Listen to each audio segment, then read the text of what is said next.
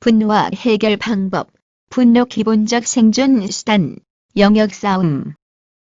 분노와 해결 방법. 분노는 문제가 있을 때 분하여 화가 많이 난 상태라고 할 수 있으며 해소하는 방법도 다양하다. 분노의 감정은 누군가로부터 상처를 입고 그를 용서하지 못할 때나 자신의 뜻대로 의도한 바가 성사되지 않을 경우 마음에 치밀어 오르는 감정을 말한다. 이 같은 감정을 제대로 관리하지 못하고 무작정 참기만 하여 억누르게 되면 끝내 폭발할 수도 있다. 누구로부터 차별 대우를 받을 경우 그 상처가 거듭 쌓이면 조금만 차별 대우를 하는 눈치만 보여도 아주 민감하게 반응하기 쉽다. 분노를 해소하려면 우선 분노란 무엇이며 어떻게 관리할 수 있는지를 알아야 할 것이다. 분노 기본적 생존 수단. 분노는 사람이 가지고 있는 모든 감정을 압축하여 표현한 희노애락 중 노에 해당하는 것으로 인간의 불완전성을 보여준다.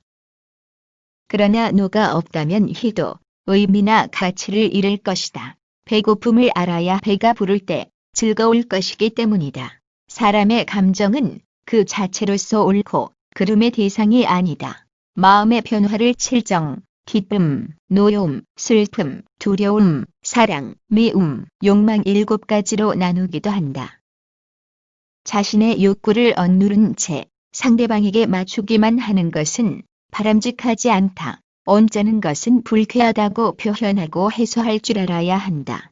그러나 그 표현은 분명하면서도 부드러운 방식으로 하는 것이 좋은 자기 표현 방법인 동시에 분노 해소의 기초가 된다.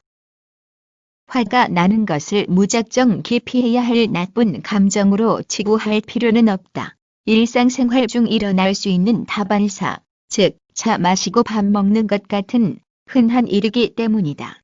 따라서 분노를 너무 소극적이거나 공격적이지 않으면서 나를 바르게 알리는 자기 표현으로 절제하여 분노의 폭발 가능성을 줄여야 한다. 결혼으로 양가 가족으로까지 연결되는 복잡한 인간관계가 만들어진다. 자연히 양자 간에는 긍정적, 부정적 감정에 이르기까지의 다사다난한 감정이 형성된다. 그렇게 생기는 여러 가지 감정이 때로는 갈등으로 나타나고 부부간 상처로 다가와 분노를 느끼게 할 수도 있다. 영역 싸움. 다양한 인간관계로부터 발생하는 갈등은 얻는 게 좋지만 꼭 부정적인 것이라고만 할 수는 없다. 그러나 우리 주변에서는 일상생활 중 필연 발생할 수밖에 없는 갈등 관리 방식을 제대로 몰라 필요 이상 고통을 겪는 모습을 흔히 본다. 갈등도 긍정적으로 파악하여 슬기롭게 관리를 하면 바람직한 결과를 만들어낼 수도 있다. 그런데 많은 사람들은 남과 나의 경계선이 되는 영역을 제대로 관리를 하지 못하여 갈등을 빚어 인간관계상의 불화를 초래하곤 한다. 나와 남을 갈라놓는 심리적 자경계선을 바람직하게 형성하는 것이 갈등 예방의 중요 요소라 할 수 있다. 인간은 나름대로 자기 영역을 확장하며 살아간다.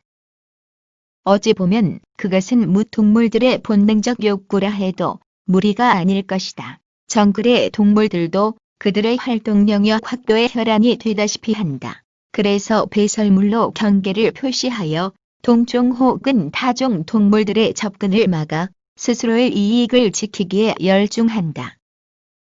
그것은 국가가 국가의 영토를 지키기 위하여 부심하는 모습이나 개인이 적절한 자기 공간을 확보, 활용하기 위하여 전전긍긍하는 모습과 다를 게 없다고 볼 수 있다. 영역을 지키는 목표는 외부 환경으로부터 무수한 도전적인 적으로부터 자신을 방어, 보호할 수 있는 공간을 확보하는 데 있다. 인간관계가 매우 좋아 사교적인 사람이라는 평가를 받는 인물은 다른 사람이 나의 경계선, 영역으로 들어오는 것을 허용하는 한편 스스로도 타인의 제지를 받지 않고 그들의 영역으로 깊숙이 들어갈 수 있는 능력을 지닌 사람이라고 말할 수 있다.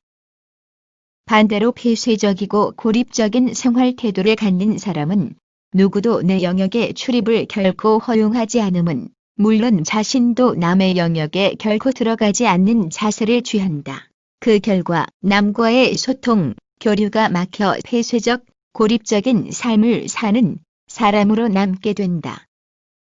나의 영역을 합리성 있게 정당한 능력을 갖고 상대의 인정을 받는 가운데 지켜나가지 못하는 결점을 지니거나 타인의 고의적이거나 실수로 인한 나의 경계 영역에 대한 자의적 출입을 막지 못하는 상태에 놓이면 그는 역시 갈등 상황에 놓여 고통을 느끼게 될 것이다. 부부간의 관계도 같은 맥락으로 생각할 수 있다.